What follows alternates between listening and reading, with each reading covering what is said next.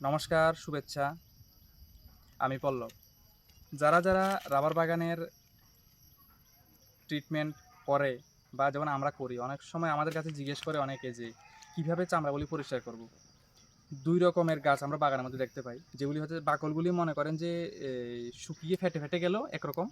আরেক রকম হচ্ছে দেখতে গাছটা খুব সুন্দর, বাকলগুলিও ফাটেনি কিন্তু কষ আসছে না। ২ রকমের হতে পারে বেশিরভাগই, যেটা আমার অবজারভেশনে মনে হয়েছে।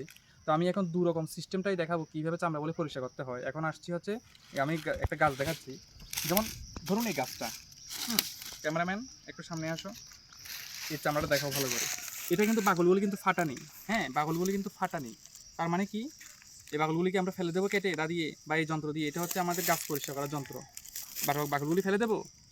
না, ভুলেও কিন্তু এই কাজটা করবেন না। যেমন ধরুন এই যে চামড়াটা আছে, এগুলি কিন্তু ফাটা নেই। নরমাল দেখতে মনে হচ্ছে এটার মধ্যে কষ আছে। নরমাল একটা গাছ কিন্তু কাটলে কষ্ট নেই। তাহলে আমরা এই গাছটাকে কীভাবে পরিষ্কার করবো একটু লক্ষ্য করুন। এই হচ্ছে যন্ত্রটা কীভাবে আমরা জাস্ট পরিষ্কার করবো এটাকে। এইভাবে আমাদেরকে পরিষ্কার করতে হবে।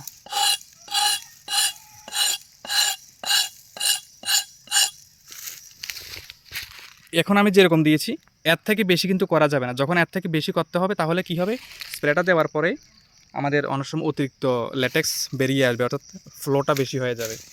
এই সমস্ত গাছগুলি যেগুলি চামড়া ফাটা নেই, দেখতে নর্মাল সবুজ রঙের, জাস্ট আমার উপরের যে লেয়ারটা আছে সেই লেয়ারটাকে এরকম আমরা পরিষ্কার করে ফেলে দিতে হবে। এরপর এই যে জায়গাটা আছে এই জায়গাটার মধ্যে আমাদের স্প্রেটা করতে হবে, অর্থাৎ আমাদের মাথার উপর থেকে যদি ধরি তাহলে একদম নিচে পর্যন্ত পুরো জায়গাটাকে কী করতে হবে, ভালো করে পরিষ্কার করে নিতে হবে।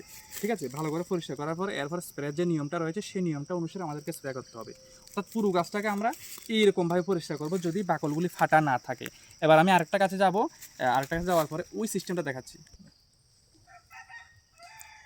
সেকেন্ড অর্থাৎ দ্বিতীয় ধরনের যে চামড়া পরিষ্কার করতে হয় তাহলে এই হচ্ছে এই চামড়াগুলি, অর্থাৎ বাকলগুলি কিন্তু একদম সবুজ রঙের নেই, ফেটে আছে। এই যে এই বাকলগুলি এগুলো কিন্তু সম্পূর্ণ মরা, মানে আমরা যেটা মরা চামড়া বলি, এই যে মরা চামড়া আপনি দেখুন এরকম অল্প করে ফেলে দিলে কিন্তু চামড়াগুলি কিন্তু উঠে যাচ্ছে। তো আমরা যদি এই চামড়াগুলির উপরে স্প্রে করি তাহলে কিন্তু হবে না, কারণ স্প্রেটা ভিতরে অর্থাৎ শরীরের ভিতরে গিয়ে পৌঁছাবে না। আমার কথাটা কি বুঝতে পারছেন? তাহলে আমাদের কী করতে হবে, এই চামড়াগুলি কিন্তু অল্প পরিমাণে ফেলে দিতে হবে।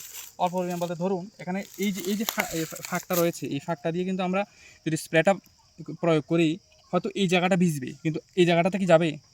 যাবে না, কিন্তু এই জায়গাটা কিন্তু যাবে না। আমরা এখান দিয়ে যদি স্প্রে করি, মনে করেন যে ফাঁক দিয়ে স্প্রে করলেও কিন্তু আমাদের এই জায়গাটাতে যাবে না। বা এই জায়গা দিয়ে স্প্রে করলে কিন্তু এই জায়গাটা যাবে না। সুতরাং কী করতে হবে, আমাদের যে মরা চামড়াটা আছে সেই চামড়াটা ফেলে দিতে হবে। মরা চামড়াটার পরে আমাদের একটা নতুন চামড়া রয়েছে, ফ্রেশ চামড়া রয়েছে, সেই চামড়াটাকে কী করতে হবে, পরিষ্কার করতে হবে। এই দেখুন জাস্ট আমরা লাগাবার পরে কিন্তু এটা চলে যাচ্ছে। এই ফাটা চামড়াগুলো কিন্তু এখানে রাখার কোনো দরকার নেই। দেখুন হালকা ছোঁয়ার কারণেই পড়ে যাচ্ছে। তাহলে আমাদের মরা চামড়াটা ফেলে দেওয়ার পরে, অর্থাৎ শুকনো বাকলটা ফেলে দেওয়ার পরে কিন্তু এরকম একটা লেভেল আসছে। ঠিক আছে, এরকম একটা লেভেল আসছে। এবার আমাদের কী করতে হবে, এই লেভেলটার উপরে স্প্রে করতে হবে। যদি এখানে মনে হয় যে না আমাদের আরও কিছু শুকনো স্তর রয়েছে, আমি আরেকটু দেখাচ্ছি আপনাদের। মনে করেন যে এই যে রয়েছে এগুলি আমরা কী করতে হবে, ফেলে দিতে হবে।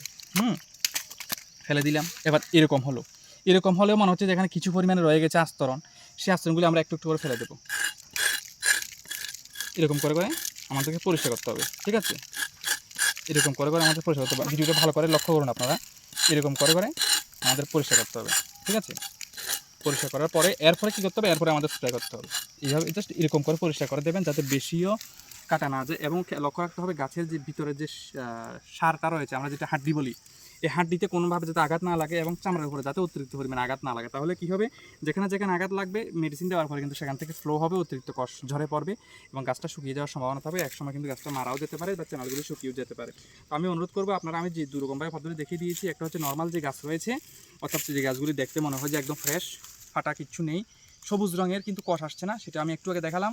আর এখন যেটা দেখালাম সেটা হচ্ছে ফাটা চামড়া। এবার ফাটা চামড়াটা কীভাবে করতে হবে সেটাও দেখিয়ে দিলাম।